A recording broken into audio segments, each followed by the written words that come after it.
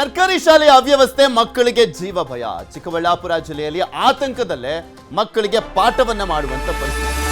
ಶಿಡ್ಲಘಟ್ಟದ ತಾತಹಳ್ಳಿ ಸರ್ಕಾರಿ ಹಿರಿಯ ಪ್ರಾಥಮಿಕ ಶಾಲೆ ಒಂದ ಸಾವಿರಾರು ಸರ್ಕಾರಿ ಶಾಲೆಗಳು ಈ ರೀತಿಯ ಅವ್ಯವಸ್ಥೆಯಲ್ಲಿರುವಂಥದ್ದು ತೋರಿಸ್ತಾನೇ ಇದ್ದೀವಿ. ಸರ್ಕಾರ ತೋರಿಸಿದ್ದಕ್ಕೆ ಮಾತ್ರ ಮೂಲಭೂತ ಸೌಕರ್ಯ ಕಾಯಕಲ್ಪ ಕೊಡ್ತಾ ಇದೆ ಬಿಟ್ರೆ ಅಲ್ಲಿ ಅಸಲಿಯಾಗಿ ಇರುವಂಥ ಗ್ರೌಂಡ್ ರಿಯಾಲಿಟಿಯನ್ನು ತಿಳ್ಕೊಂಡು ಸರಿ ಮಾಡುವಂಥ ಕೆಲಸ ಮಾತ್ರ ಯಾವ ಸಚಿವನು ಮಾಡ್ತಾ ಇಲ್ಲ, ಯಾವ ಶಾಸಕನೂ ಕೂಡ ಮಾಡ್ತಾ ಇಲ್ಲ. 1ರಿಂದ 8ನೇ ತರಗತಿವರೆಗೂ 120 ಮಕ್ಕಳು ಇಲ್ಲಿ ಕಲಿಕೆಯನ್ನು ಮಾಡ್ತಾ ಇದ್ದಾರೆ. ಅಂಗನವಾಡಿಯೂ ಕೂಡ ಇದೆ ಶಾಲೆ ಆವರಣದಲ್ಲಿ. ಮಳೆಗಾಲದಲ್ಲಿ ಶಾಲೆ ಸೋರುತ್ತೆ, ಕಾಂಕ್ರೀಟ್ ಉದುರುತ್ತೆ ಅಂತ ಪರಿಸ್ಥಿತಿ. ಅಪಾಯದ ಅಡಿಯಲ್ಲೇ ಕೂರುವಂಥ ಅನಿವಾರ್ಯತೆ ಇದೆ. ಶಾಲೆ ಸರಿ ಮಾಡಿಸ್ಕೊಡ್ರಪ್ಪ ಅಂತ ವಿದ್ಯಾರ್ಥಿಗಳು ಮನವಿಯನ್ನು ಮಾಡಿಕೊಂಡಿದ್ದೆ.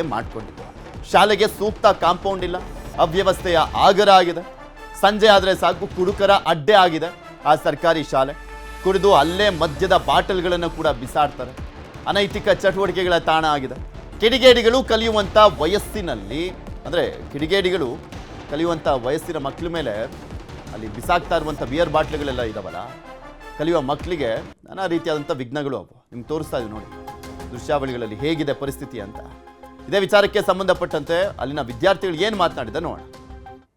ನಮ್ಮ ಶಾಲೆಯಲ್ಲಿ ರೂಮ್ಗಳೆಲ್ಲ ಸೋರುತ್ತೆ, ಮತ್ತು ಬಾತ್ರೂಮ್ಗಳ ಸಮಸ್ಯೆ ಇದೆ, ಮತ್ತು ಕುಡುಕರೆಲ್ಲ ಬಂದು ಕುದ್ಬಿಟ್ಟು ಎಲ್ಲ ಎಣ್ಣೆ ಪ್ಯಾಕೆಟ್ಗಳೆಲ್ಲ ಹಾಕ್ಬಿಟ್ಟು ಹೋಗ್ತಾರೆ. ಮತ್ತು ಇಲ್ಲಿ ಆಟ ಆಡೋಕ್ಕೆ ಮೈದಾನ ಇಲ್ಲ, ಮತ್ತು ಇದು ಕಾಂಪೌಂಡು ಎಲ್ಲ ಕಟ್ಸ್ಬೇಕು ಅಂತ ಕೇಳ್ತಾ ಇದ್ದೀನಿ. ರೂಮ್ಗಳಲ್ಲಿ ಸೋರುತ್ತಲ್ಲ, ಅದು ಸ್ವಲ್ಪ ಮೋಲ್ಡ್ ಎಲ್ಲ ಕಿತ್ತೋಗುತ್ತೆ ಅಂತ ನಮ್ಗೆ ಭಯ ಆಗುತ್ತೆ.